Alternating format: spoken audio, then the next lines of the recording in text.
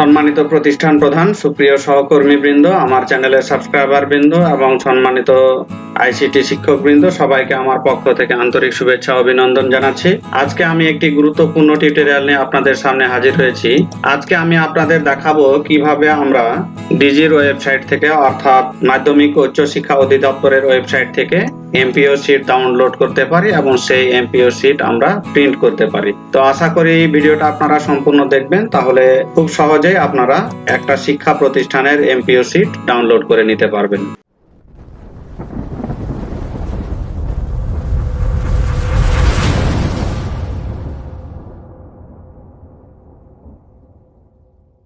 তো ছোট্ট একটা ইন্ট্রোর পরে আবারও স্ক্রিনে আসলাম। তো সেই কাজটি করার জন্য আমরা একটি ব্রাউজার ওপেন করব। আমি এখানে একটা গুগল ক্রোম ব্রাউজার ওপেন করে রেখেছি। তো প্রথমে আমরা অ্যাড্রেস বারে লিখব মাধ্যমিক ও উচ্চ শিক্ষা অধিদপ্তরের যে ওয়েবসাইটের ঠিকানা, অর্থাৎ www.dshe.gov.bd এই ঠিকানা লেখার পর আমরা এন্টার করব। তাহলে আমরা মাধ্যমিক ও উচ্চ শিক্ষা অধিদপ্তরের যে ওয়েবসাইট, সেই ওয়েবসাইটে প্রবেশ করব। এখানে প্রবেশ করার পর আমরা, এটা হচ্ছে আমাদের মাধ্যমিক ও উচ্চ শিক্ষা অধিদপ্তরের ওয়েবসাইট। এখানে আসার পরে আমরা যে জরুরি বা হটলাইন বা সিটিজেন চার্টার লিংকস, এখানে যে অপশনগুলো আমরা দেখতে পাচ্ছি, এখান থেকে লেখা আছে যে MPO শীট বা ভাউচার। তো এই MPO শীট বা ভাউচারে একটা ক্লিক করব।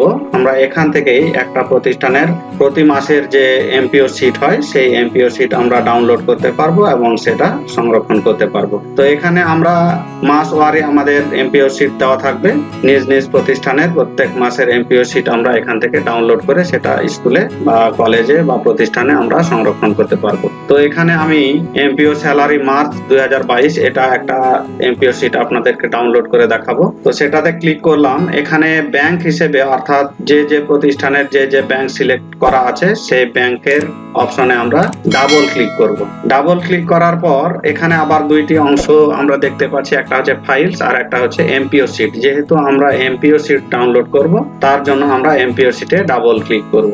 ডাবল ক্লিক করার পর আবার এখানে আমাদেরকে অঞ্চল পছন্দ করতে হবে, অর্থাৎ আমাদের শিক্ষা প্রতিষ্ঠানটি কোন অঞ্চলের, সেই অঞ্চলটা আমাদেরকে পছন্দ করতে হবে। সেটা পছন্দ করার পর আবার আমরা এখানে দেখতে পাচ্ছি যে জেলা হিসেবে, অর্থাৎ প্রত্যেকটা জেলার হিসেবে আমাদেরকে এখানে MPO শীটটাতে ক্লিক করতে হবে। তাহলে এখানে ডাবল ক্লিক করার পরই এখানে আমাদের MPO শীট আমরা দেখতে পাবো এবং MPO শীটগুলা এখান থেকে আমরা প্রিন্ট করে নিতে পারবো, বা এখান থেকে আমরা এই যে ডাউনলোড অপশন আছে, এই ডাউনলোডে ক্লিক করলে আমাদের সেই MPO শীটটা ডাউনলোড হবে। তাহলে এখানে আমি একটা ক্লিক করলাম। ক্লিক করলে আমাদের এখানে নোটিফিকেশন দেখাচ্ছে যে সেই MPO ফাইলটি এখানে ডাউনলোড হচ্ছে, অর্থাৎ ডাউনলোড হলে আমরা সেই ফাইলটা ওপেন করব।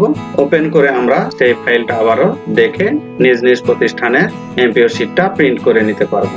তো আমরা এখানে দেখলাম যে ডাউনলোডটি সম্পন্ন হয়েছে। তো সেখানে একটা ক্লিক করলে আমাদের সেই PDF ফাইলটা ওপেন হবে। তো এখানে আমরা দেখতে পাচ্ছি যে 1378টা পেজ আছে। তো আমরা এইভাবে নিজ প্রতিষ্ঠানের একটা পেজ খুঁজে পেতে আমাদের অনেকক্ষণ সময় লাগবে।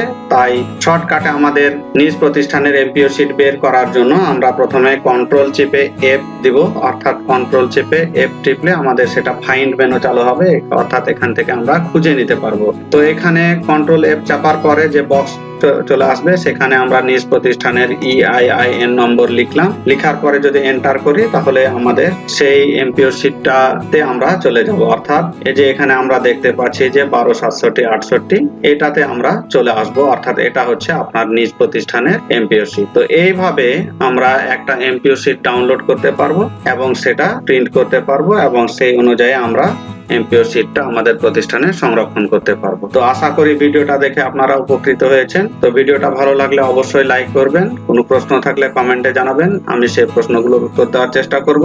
সর্বোপরি আমার চ্যানেলটা যদি আপনার ভালো লাগে, অবশ্যই চ্যানেলটাকে সাবস্ক্রাইব করবেন এবং পাশে থাকা বেল আইকনটি প্রেস করতে ভুলবেন না, কারণ যখনই আমি কোনো নতুন ভিডিও আপনাদের জন্য আপলোড করব, তার নোটিফিকেশন সবার আগে আপনার কাছে পৌঁছাবে। তো আজকে সবাই ভালো থাকুন, সুস্থ থাকুন। আজকে এ পর্যন্তই। ধন্যবাদ সবাইকে।